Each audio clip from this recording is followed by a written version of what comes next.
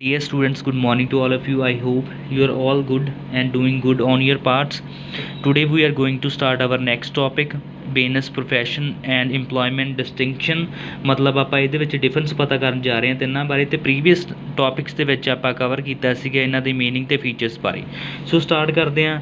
ਸੋ firstly ਆਪਣੇ ਕੋਲ point of difference ਕੀ ਹੈ, ਨੇਚਰ, ਮਤਲਬ ਮੀਨਿੰਗ ਵੀ ਆਪਾਂ ਇਹਨੂੰ ਕਹਿ ਸਕਦੇ ਹਾਂ। ਸੋ ਬਿਜ਼ਨਸ ਵਿੱਚ ਉਹ ਸਾਰੀਆਂ ਐਕਟੀਵਿਟੀਜ਼ ਇਨਵੋਲਵ ਹੋਈ ਜਾਂਦੀਆਂ ਨੇ ਜਿਸ ਵਿੱਚ ਆਪਾਂ ਮੈਨੂਫੈਕਚਰਿੰਗ ਜਾਂ ਪਰਚੇਜ਼ ਕਰਦੇ ਹਾਂ ਗੁੱਡਸ ਦੀ, ਅਤੇ ਉਹਨਾਂ ਦੀ ਸੇਲ ਟਰਾਂਸਫਰ ਜਾਂ ਐਕਸਚੇਂਜ ਕਰਦੇ ਹਾਂ ਹਿਊਮਨ ਦੀਆਂ ਨੀਡਸ ਨੂੰ ਸੈਟਿਸਫਾਈ ਕਰਨ ਵਾਸਤੇ। ਇਹਨੂੰ ਆਪਾਂ ਕਹਿੰਦੇ ਹਾਂ ਬਿਜ਼ਨਸ। ਦੈਨ ਦੇਖੋ ਆਪਣੇ ਕੋਲ ਹੈਗਾ ਸੈਕਿੰਡ ਮੀਨਿੰਗ ਹੈਗਾ ਪ੍ਰੋਫੈਸ਼ਨ ਦਾ।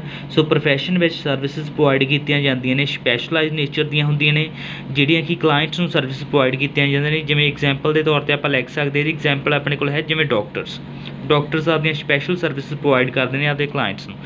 ਤੀਜੇ ਨੰਬਰ 'ਤੇ ਵੇਖੋ ਇੰਪਲੋਇਮੈਂਟ ਦਾ ਨੇਚਰ ਜਾਂ ਮੀਨਿੰਗ ਕੀ ਹੈ। It involves the services which an employee render according to the terms of contract of employment. Employment ਇੱਕ contract ਹੁੰਦਾ ਹੈ, employment contract ਹੁੰਦਾ employees ਅਤੇ employer ਦੇ ਵਿਚਕਾਰ, ਠੀਕ ਹੈ। ਸੋ ਇਸ ਵਿੱਚ employees ਵੱਲੋਂ ਸਰਵਿਸਿਜ਼ ਪ੍ਰੋਵਾਈਡ ਕੀਤੀਆਂ ਜਾਂਦੀਆਂ ਨੇ ਅਤੇ employer ਵੱਲੋਂ ਉਸ ਰਿਗਾਰਡਿੰਗ ਰੈਮੂਨੇਸ਼ਨ ਦਿੱਤੀ ਜਾਂਦੀ ਹੈ। ਸੋ ਇਹਨੂੰ ਆਪਾਂ ਕਹਿੰਦੇ ਹਾਂ ਇੰਪਲੋਇਮੈਂਟ।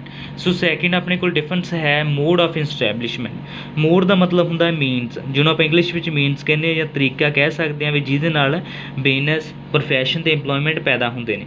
ਸੋ ਬਿਜ਼ਨਸ ਦੇ ਵਿੱਚ ਦੇਖੀਏ ਆਪਾਂ ਬਿਜ਼ਨਸ ਨੂੰ ਕਿਸੇ ਵੀ ਟਾਈਮ ਸਟਾਰਟ ਕਰ ਸਕਦੇ ਹਾਂ, ਬਸ ਆਪਾਂ ਨੂੰ ਥੋੜ੍ਹੀ ਮੋਟੀਆਂ ਲੀਗਲ ਫੋਰਮੈਲਿਟੀਜ਼ ਨੂੰ ਪੂਰਾ ਕਰਨਾ ਪੈਂਦਾ ਹੈ ਜਦੋਂ ਆਪਾਂ ਬਿਜ਼ਨਸ ਸਟਾਰਟ ਕਰਨਾ ਚਾਹੁੰਦੇ ਹਾਂ। ਤਾਂ ਪ੍ਰੋਫੈਸ਼ਨ ਵਿੱਚ ਵੇਖੋ, no person can join any profession unless become a member of professional body. ਆਪਾਂ ਜਿਵੇਂ ਪ੍ਰੋਫੈਸ਼ਨਲ ਐਸੋਸੀਏਸ਼ਨ ਦਾ ਫੀਚਰ ਪੜ੍ਹਿਆ ਸੀਗਾ ਪ੍ਰੋਫੈਸ਼ਨ ਦੇ ਵਿੱਚ। ਸੋ ਕੋਈ ਵੀ ਪਰਸਨ ਜੁਆਇਨ ਨਹੀਂ ਕਰ ਸਕਦਾ ਪ੍ਰੋਫੈਸ਼ਨ ਜੇ ਉਹ ਪ੍ਰੋਫੈਸ਼ਨਲ ਬੋਡੀ ਦਾ ਪਾਰਟ ਨਹੀਂ ਰਿਹਾ ਹੈ। ਜੇ ਫੋਰ ਐਗਜ਼ਾਮਪਲ ਆਪਾਂ ਪ੍ਰੋਫੈਸ਼ਨਲ ਦੀ ਗੱਲ ਕਰੀਏ ਡਾਕਟਰ ਦੀ, ਤਾਂ ਡਾਕਟਰ ਨੂੰ ਕਿਹੜੀ ਇੰਸਟੀਟਿਊਟ ਤੋਂ ਮਤਲਬ ਪ੍ਰੋਫੈਸ਼ਨਲ ਬੋਡੀ ਆ, ਮੈਡੀਕਲ ਕਾਊਂਸਲ ਆਫ ਇੰਡੀਆ ਨਾਂ ਜਿਹੜੀ ਬੋਡੀ ਆ ਜਾਂ ਪ੍ਰੋਫੈਸ਼ਨਲ ਐਸੋਸੀਏਸ਼ਨ ਆ, ਉਹ ਰੈਗੂਲੇਟ ਕਰਦੀ ਹੈ ਡਾਕਟਰ ਦੇ ਪ੍ਰੋਫੈਸ਼ਨ ਨੂੰ। ਸੋ ਇਸ ਲਈ ਕੋਈ ਵੀ ਪਰਸਨ ਪ੍ਰੋਫੈਸ਼ਨ ਵਿੱਚ ਇਨਵੋਲਵ ਨਹੀਂ ਹੋ ਸਕਦਾ ਜੇ ਉਹ ਪ੍ਰੋਫੈਸ਼ਨਲ ਬੋਡੀ ਦਾ ਇੱਕ ਮੈਂਬਰ ਨਹੀਂ ਹੈ। ਥਰਡ ਨੰਬਰ 'ਤੇ ਇੰਪਲੋਇਮੈਂਟ ਕਿਵੇਂ ਪੈਦਾ ਹੁੰਦੀ ਹੈ, ਇੱਕ ਐਗਰੀਮੈਂਟ ਦੁਆਰਾ ਜਿਹੜਾ ਕਿ ਇੰਪਲੋਇਰ ਅਤੇ ਇੰਪਲੋਇਜ਼ ਦੇ ਵਿਚਕਾਰ ਹੁੰਦਾ ਹੈ, ਠੀਕ ਹੈ। ਸੋ ਥਰਡ ਆਪਣੇ ਕੋਲ ਡਿਫਰੈਂਸ ਦੇਖੋ, ਓਬਜੈਕਟਿਵ ਦਾ ਡਿਫਰੈਂਸ ਹੈ। ਓਬਜੈਕਟਿਵ ਨੂੰ ਆਪਾਂ ਹੋਰ ਕੀ ਕਹਿੰਦੇ ਹਾਂ, ਪਰਪਸ, ਏਮ ਜਾਂ ਆਪਾਂ ਮੋਟਿਵ ਵੀ ਕਹਿ ਸਕਦੇ ਹਾਂ। ਇਹਨਾਂ ਮਤਲਬ ਹੁੰਦਾ ਹੈ ਆਪਣਾ ਮੇਨ ਕਾਰਨ, ਆਪਾਂ ਬਿਜ਼ਨਸ ਕਿਉਂ ਕਰਦੇ ਹਾਂ, ਪ੍ਰੋਫੈਸ਼ਨ ਕਿਉਂ ਕਰਦੇ ਅਤੇ ਇੰਪਲੋਇਮੈਂਟ ਕਿਉਂ ਕਰਦੇ ਹਾਂ।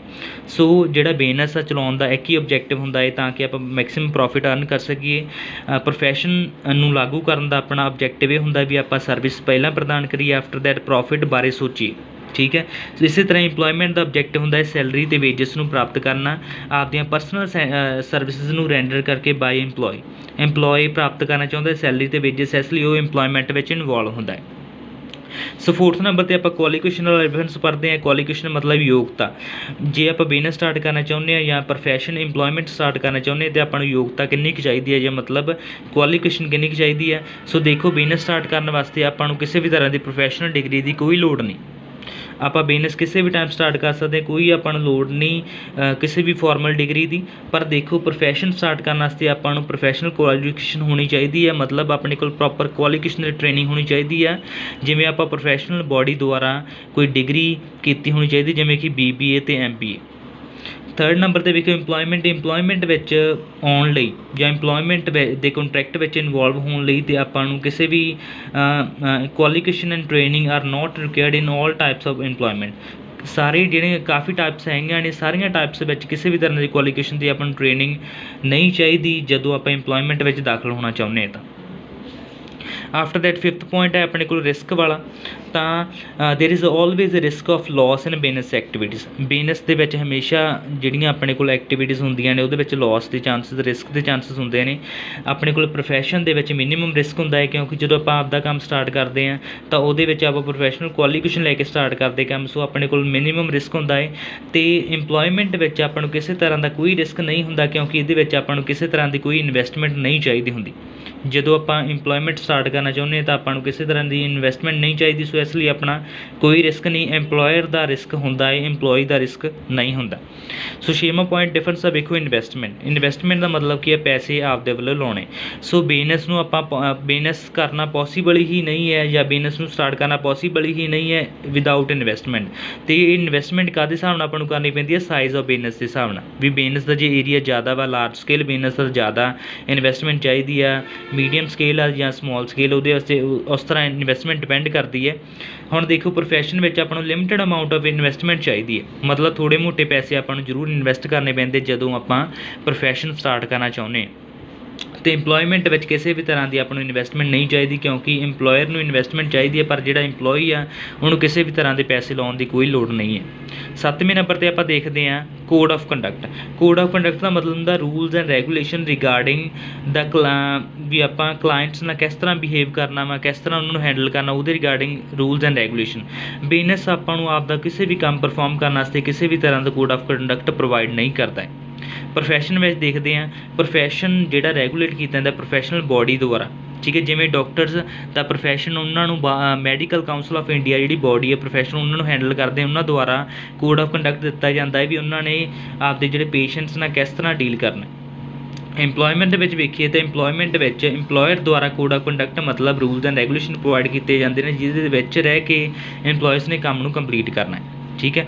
ਅੱਗੇ ਦੇਖੋ 8ਵੇਂ ਨੰਬਰ ਵਾਲਾ ਡਿਫਰੈਂਸ ਹੈ ਆਪਣੇ ਕੋਲ ਟਰਾਂਸਫਰ ਆਫ ਇੰਟਰਸਟ। ਇੰਟਰਸਟ ਦਾ ਮਤਲਬ ਕਿ ਆਪਣਾ ਹੱਕ ਵੀ ਆਪਾਂ ਟਰਾਂਸਫਰ ਕਿਹਦੇ ਵਿੱਚ ਕਰ ਸਕਦੇ ਹਾਂ, ਕਿਹਦੇ ਵਿੱਚ ਟਰਾਂਸਫਰ ਆਪਾਂ ਨਹੀਂ ਕਰ ਸਕੇ, ਜਾਂ ਵੰਡ ਕਰਨਾ ਵੀ ਕਹਿ ਸਕਦੇ ਆਪਾਂ ਆਪਦੇ ਹੱਕ ਦਾ, ਠੀਕ ਹੈ। ਸੋ ਬਿਜ਼ਨਸ ਵਿੱਚ ਵੇਖਦੇ ਹਾਂ only one can easily transfer his interest in business into another. ਉਹ ਕਹਿੰਦੇ ਵੀ ਕੋਈ ਵੀ ਪਰਸਨ ਜਿਹੜਾ ਬਿਜ਼ਨਸ ਵਿੱਚ ਇਨਵੋਲਵ ਆ ਉਹ ਆਪਦਾ ਇੰਟਰਸਟ ਟਰਾਂਸਫਰ ਕਰ ਸਕਦਾ ਵਾ ਕਿਸੇ ਹੋਰ ਪਰਸਨ ਨੂੰ।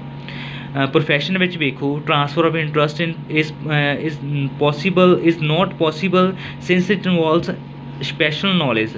ਕੋਈ ਵੀ ਆਪਦਾ ਪਰਸਨ ਕਿਸੇ ਵੀ ਨਾਲ ਸਪੈਸ਼ਲ ਨੌਲੇਜ ਵੰਡ ਨਹੀਂ ਸਕਦਾ। ਸੋ ਇਸ ਲਈ ਇਹਦੇ ਵਿੱਚ ਟਰਾਂਸਫਰ ਇੰਟਰਸਟ ਕਰਨਾ ਬਹੁਤ ਜ਼ਿਆਦਾ ਡਿਫੀਕਲਟ ਆ, ਇਵਨ ਕਿ ਨੋਟ ਪੋਸੀਬਲ ਵੀ ਪੋਸੀਬਲ ਹੀ ਨਹੀਂ ਹੈ। 3rd ਨੰਬਰ 'ਤੇ ਵੇਖੋ ਇੰਪਲੋਇਮੈਂਟ। ਇੰਪਲੋਏ ਵੀ ਕਿਸੇ ਵੀ ਤਰ੍ਹਾਂ ਕਿਸੇ ਵੀ ਹਾਲਤ ਵਿੱਚ ਆਪਦੇ ਇੰਟਰਸਟ ਨੂੰ ਕਿਸੇ ਹੋਰ ਕਿਸੇ ਵੀ ਹੋਰ ਇੰਪਲੋਏ ਨੂੰ ਟਰਾਂਸਫਰ ਨਹੀਂ ਕਰ ਸਕਦਾ।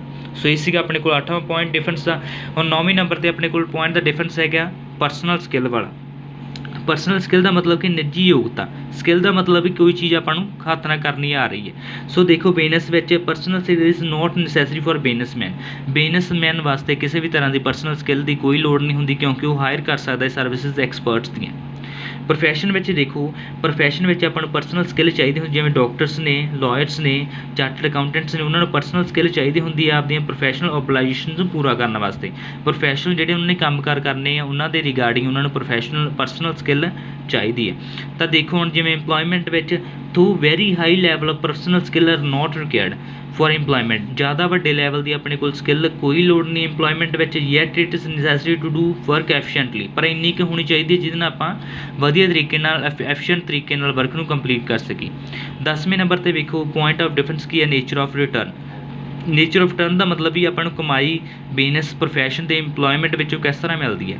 ਜਿਹੜੀ ਆਪਣੇ ਕੋਲ ਬਿਜ਼ਨਸ ਵਿੱਚ ਕਮਾਈ ਆਪਾਂ ਨੂੰ ਪ੍ਰੋਫਿਟ ਦੇ ਰੂਪ ਵਿੱਚ ਮਿਲਦੀ ਹੈ, ਪ੍ਰੋਫੈਸ਼ਨ ਵਿੱਚੋਂ ਕਮਾਈ ਆਪਾਂ ਨੂੰ ਫੀਸ ਦੇ ਰੂਪ ਵਿੱਚ ਮਿਲਦੀ ਹੈ, ਅਤੇ ਇੰਪਲੋਇਮੈਂਟ ਵਿੱਚੋਂ ਕਮਾਈ ਆਪਾਂ ਨੂੰ ਰਿਟਰਨ ਉਹ ਸੈਲਰੀ ਜਾਂ ਵੇਜਸ ਦੇ ਰੂਪ ਵਿੱਚ ਮਿਲਦੀ ਹੈ।